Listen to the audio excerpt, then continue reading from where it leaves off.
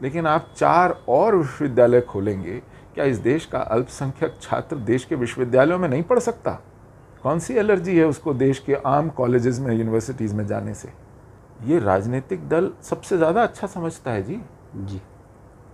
जब राजनीतिक दल भाजपा ने देखा कि विश्व हिंदू परिषद का राम जन्मभूमि आंदोलन इतना व्यापक हो गया है कि उनके पास हमसे ज़्यादा कार्यकर्ता हैं, हमसे ज़्यादा जनसमर्थन है, हम संसद में 2 सीटों पर सिमट गए हैं और वो जिले जिले में शिला पूजन करा रहे हैं, तो फौरन वो पालमपुर में जाके राष्ट्रीय कार्यकारिणी में ये प्रस्ताव पास करते हैं कि भारतीय जनता पार्टी राम जन्मभूमि आंदोलन के साथ खड़ी है, उसका समर्थन करती है।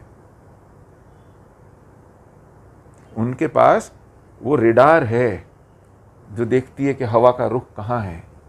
तब वो ये नहीं कहते कि हम राजनीतिक दल हैं, ये धार्मिक सांस्कृतिक आंदोलन है, हमें इसमें नहीं जाना है। तब उन्हें कोई परहेज नहीं है।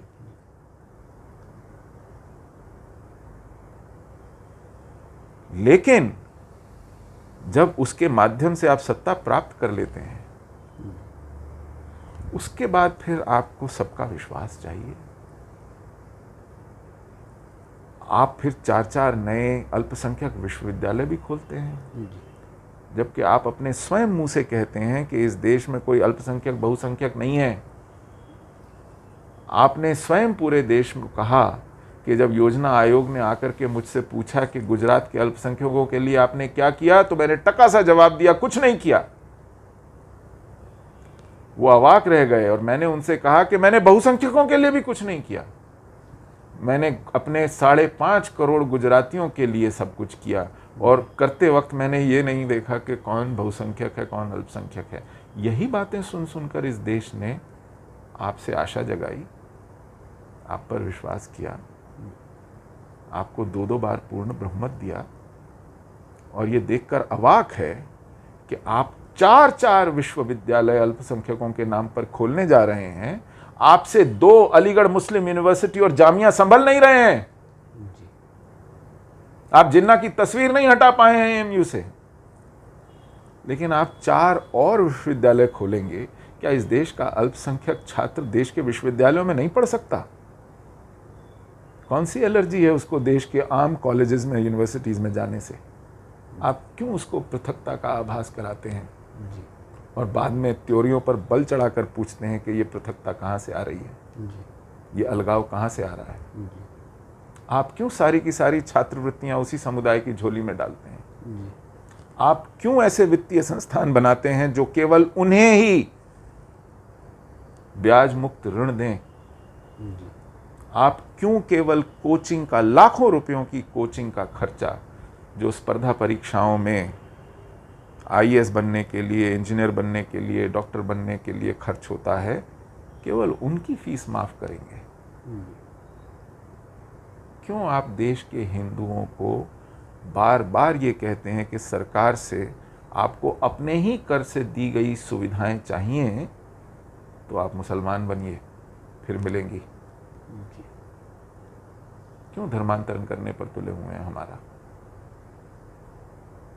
ये तो नहीं अपेक्षा थी ना, आपके भाषणों में ऐसा तो नहीं सुना था ना। तो ये स्थिति है, ये मानसिकता है। देखिए, इस मानस से जब नीतियां आएंगी, इस दृष्टिकोण से जब निर्णय होंगे, तो ऐसे ही निर्णय निकलेंगे। और ऐसा नहीं है कि ये आप अनजाने में कर रहे हैं, आपको मालूम था। जब इस देश ने अल्पसंख्यक आयोग बनाया तो आपके दल ने पूरी मुनादी करके कहा था कि इस देश में अगर मानवाधिकार आयोग है तो अल्पसंख्यक आयोग बनाने की क्या आवश्यकता है? आप ही के नेतृत्व के श्रीमुख से हमने ये सब सुना था।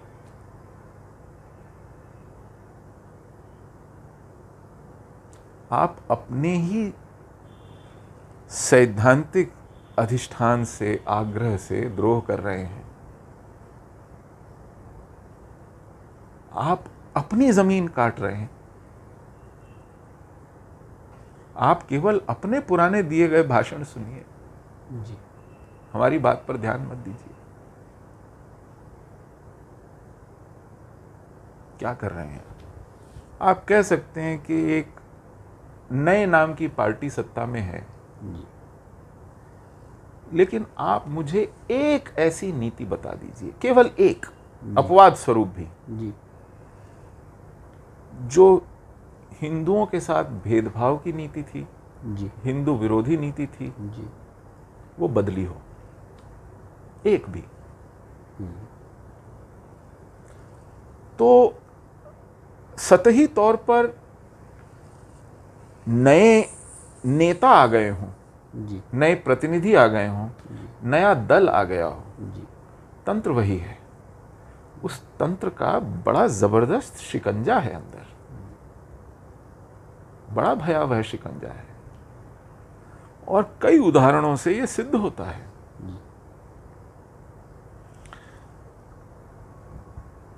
आप लाख नेहरू को गाली देते दिखाई पड़े, जी, लेकिन जो नेहरूवियन एक कंसेंसस था, जी, वो चला आ रहा है। पॉलिसीज चेंज नहीं हुई है, सवाल ही पैदा नहीं होता। जो नेहरू ने तय किया था वो आज की सत्ता चला तय आ कर रही रहा है, चला आ रहा है, और ये कंटिन्यूएशन है, एकदम से बदलाव नहीं है। कतई नहीं है। ये बदलाव का आभास भी नहीं है, ये बदलाव का मुखौटा शायद है, ये बदलाव की एक भ्रांति है, ये बदलाव का एक सुझाव है। आपको बार बार मनाया जा रहा है कि इसे बदलाव के रूप में देखिए, इसे बदलाव मान ही लीजिए, लेकिन क्या बदला है? स्थितियां वही हैं। क्या बदला है? इस देश में कहने को सतही तौर पर कुछ बदलाव के चिन्ह हैं, जी, कुछ घोषणाएं हैं, जी, लेकिन जिन नीतियों से हम त्रस्त थे, जी, जो पुचकारने, सहलाने और बहलाने की नीति जिहाद के साथ थी, जी, उसमें तो कोई परिवर्तन नहीं है। जी, आज जिहाद को खुश करने के लिए उन नीतियों के प्रावधान बढ़ाए गए हैं, जी, उसमें और अधिक कोष जा रहा है। जिस प्रखरता से हिंदू प्रताड़ना और हिंदू भेदभाव का विरोध हुआ करता था, वो प्रखरता गुम हो गई है। वो आवाजें पता नहीं कहां चली गई हैं। आप आज से 20 साल पहले, 25 साल पहले पूछते थे बजरंग दल, तो एकाएक चेहरा सामने आता था विनय कटियार। वह पूरे आग्रह के साथ, पूरे तेज के साथ जी, अपनी बात रखते थे और समाज को एक बहुत बड़ा आश्वासन मिलता था। जी, आप दुर्गा वाहिनी कहते थे तो साध्वी ऋतंबरा, साध्वी उमा भारती, ये चेहरे सामने आते थे।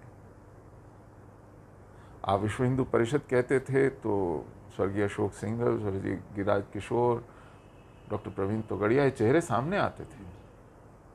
ढूंढने की आवश्यकता नहीं पड़ती थी, कौन है, कहाँ है, क्या कह रहे हैं, उनकी क्या भूमिका है, उनका क्या अभियान है, उनके क्या लक्ष्य हैं, नहीं, पता नहीं करना पड़ता था, ढूंढने नहीं जाना पड़ता था। जी, आप भारतीय मजदूर संघ नाम लेते थे तो स्वर्गीय माननीय दत्तोपंत ठेंगड़ी जी का चेहरा सामने आता था। जी,